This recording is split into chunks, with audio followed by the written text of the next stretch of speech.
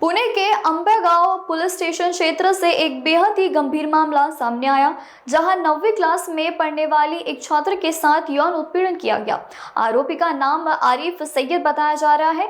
पीड़ित को ऑनलाइन माध्यम से रोबोटिक पढ़ाता था, जिसके चलते बताया गया कि यह आरोपी लड़की को बचपन से जानता था। कुछ दिन पहले घटी एक खौफनाक घटना के बाद डरी सहमी छात्र ने अपने परिवार वालों को आपबीती सुनाई। इसके तुरंत बाद पुलिस ने मामला दर्ज किया।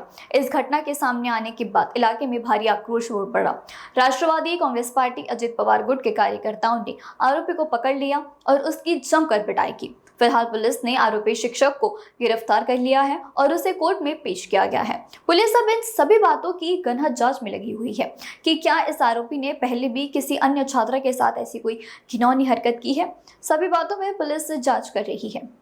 एक 14 वर्षाची मुलगी जी 9वीला आहे, ती रोबोटिक्सचं शिक्षण घेण्यासाठी आरिफ सय्यद नावाच्या एका शिक्षकाच्या घरी जात होती.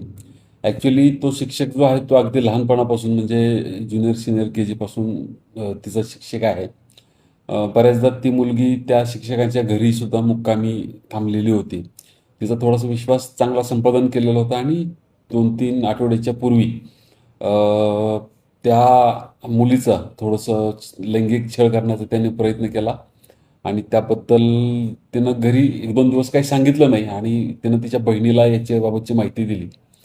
त्यामुळं त्या बहिणीने लगेच पोलिसांना कळवलं. पोलिसांनी खात्री केली आणि पोलिसांची जेव्हा खात्री पटली तेव्हा लगेच त्यांनी पोलीस कंप्लेंट या आरिफ सय्यद याच्या विरोधात दिली. FIR दाखल केलेला आहे. कालच या शिक्षकाला आम्ही अटक पण केलेली आहे.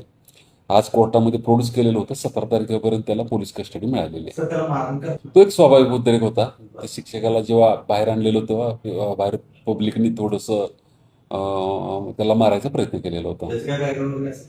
नाही. तो मदरशामधल्या मुलींना रोबोटिक्सचं शिक्षण ऑनलाईन आणि ऑफलाईन देण्याचं काम करतो. नाही, सध्या तर एकच तक्रार आली आपल्याकडे.